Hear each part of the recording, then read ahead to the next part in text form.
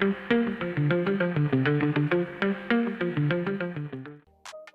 Friends, स्वागत है आपका मेरे यूट्यूब के चैनल पर।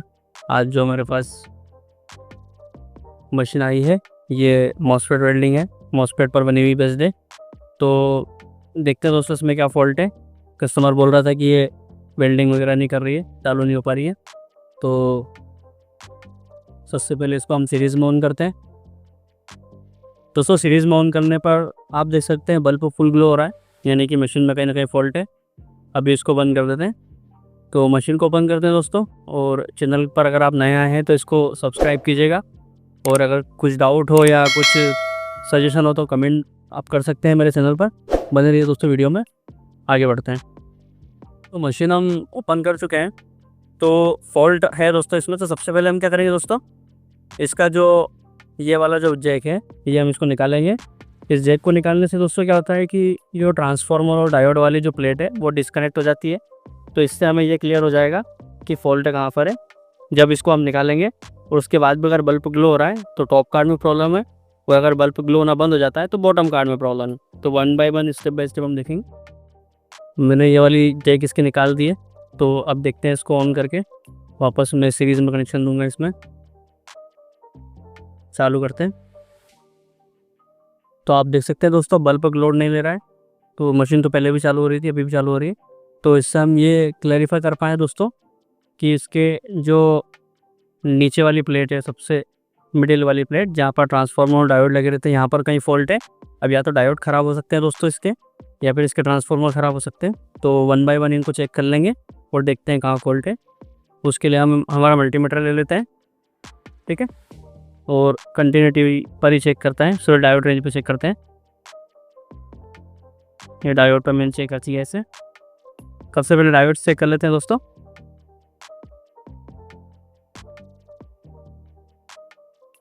डायोड तो सही बता रहा है दोस्तों, क्योंकि क्या होता है डायोड अगर एक ख़राब है तो सभी जगह बीप साउंड बताता है।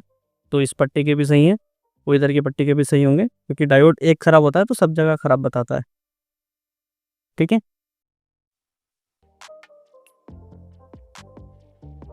ये सही है दोस्तों, कोई दिक्कत नहीं है इससे, ठीक है।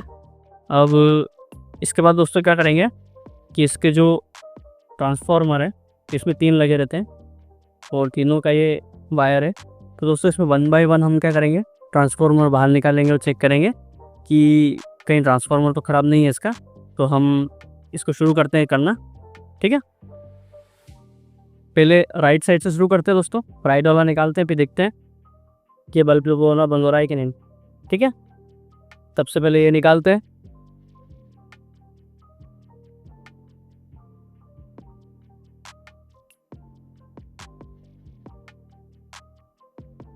थोड़ा सा पास ले आता हूँ मैं।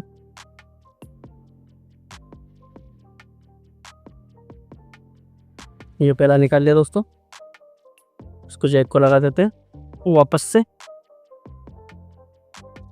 अब देखते हैं।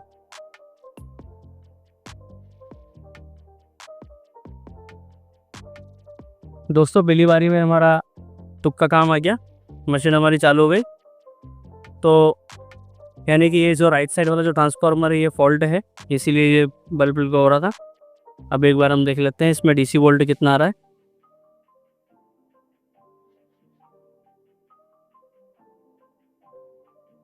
दो डीसी वोल्ट तो इसमें 60 वोल्ट आ रहा है, यानी कि मशीन प्रॉपरली वर्क कर रही है।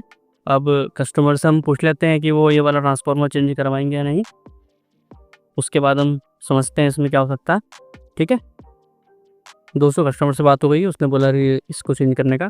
तो दोस्तों मैंने अभी क्या करा है कि ट्रांसफार्मर की जो वायर है इस पर मैंने टेप लगा दी थी आइडेंटिफाई करने के लिए।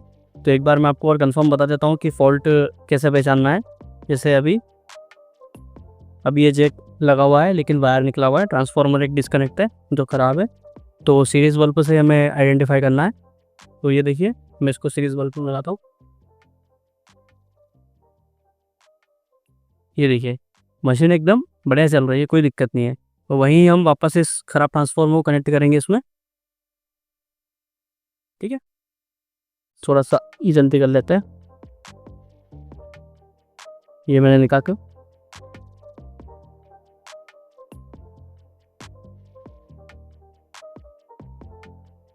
अब मैंने ट्रांसफार्मर वापस लगा दिया है जो ख़राब हमने आइडेंटिफाई किया हुआ है।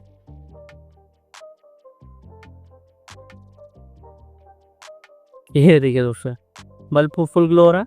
तो आशा करता हूँ कि आपको चीज़ क्लियर हुई होगी कि मैं आखिर में आपको क्या समझाना चाहता हूँ कि कैसे सीरीज़ बल्ब के थ्रू हम ख़राब ट्रांसफार्मर को पता कर सकते हैं। तो अब जैसे कि हमने इसमें मार्क तो कर लिया है टेप से कि ये वाला ख़राब है, तो अब नीचे से हम इस मशीन को खोल लेते हैं प्रॉपर तरीके से और फिर समझते हैं कि ट्रांसफार्मर कैसे बाहर निकालेंगे। ठीक है, ये पार्ट मैं आपका स्किप करता हूँ जब तक आप चैनल को सब्सक्राइब कीजिएगा। मैं इसको खोल चुका हूँ, प्लेट को आप देख सकते हैं, ये मिडिल प्लेट बोलते हैं दोस्तों इसको। हमने इस पर टेप लगाई हुई थी, ये टेप, ये वो टेप से हम डायरेक्ट टर्न करते हैं तो ये वाला ट्रांसफार्मर हमारा ख़राब है। तो इसको दोस्तों हम सोल्डरिंग की मदद से और वायर स्टिपर की मदद से इसको बाहर निकाल लेते हैं और फिर नया फिट करके इसको आगे बढ़ेंगे। मैं ये ट्रांसफार्मर निकाल चुका हूँ, अपनी स्किल यूज़ करके आप निकाल सकते हैं। ठीक है दोस्तों, तो यहाँ पर मैं ये ट्रांसफार्मर लगाऊंगा, 21/4 का ट्रांसफार्मर यूज़ करूँगा। यहाँ पर ये लिखा है 21/4, यहाँ पर थोड़ा सा अगर आप देख पाएँ तो 21/4 लिखा हुआ, इसमें भी 21/4 के लगे हुए हैं। ठीक है, तो अभी हम इसको वापस लगाते हैं और सोल्डरिंग करके फिर आगे वीडियो कंटिन्यू करते हैं। को नया ट्रांसफार्मर को इसमें फिट कर चुका हूँ, रेड और ब्लैक वायर लगा चुका हूँ, प्रॉपर सोल्डरिंग करके क्लीनिंग भी कर दिया है।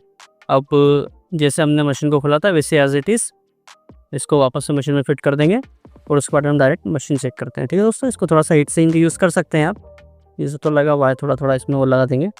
ठीक है, इतना करके फिर आगे बढ़ते हैं, इस मशीन में हम इसको फिट कर देते हैं और आगे बढ़ते हैं।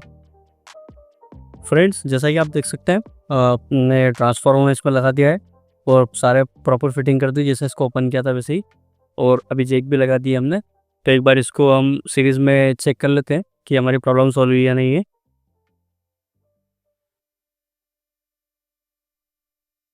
आप देख सकते हैं बल्ब अच्छे से ग्लो हो रहा है, अब कोई फॉल्ट नहीं है इसमें। साथ ही साथ इसमें मल्टीमीटर पे इस पर आउटपुट वोल्टेज इसको भी कैलकुलेट कर लेते हैं, DC रेंज पे सेट करना रहेगा, देख सकते हैं आप। देख सकते हैं दोस्तों 54 वोल्ट समथिंग कुछ आ रहा है, 55 वोल्ट आ रहा है, यानी कि मशीन हमारी प्रॉपरली वर्क करने लग गई है, कोई दिक्कत नहीं है इसमें, इससे हम वेल्डिंग कर सकते हैं। तो वीडियो अगर आपको पसंद आया हो तो इसे लाइक कीजिएगा और अपने दोस्तों के साथ भी शेयर कीजिएगा। चैनल पर अगर आप नए हैं तो इसको सब्सक्राइब कीजिएगा दोस्तों, और चैनल पर बने रहने के लिए आपको बहुत बहुत धन्यवाद। मिलते हैं नेक्स्ट वीडियो में, थैंक यू।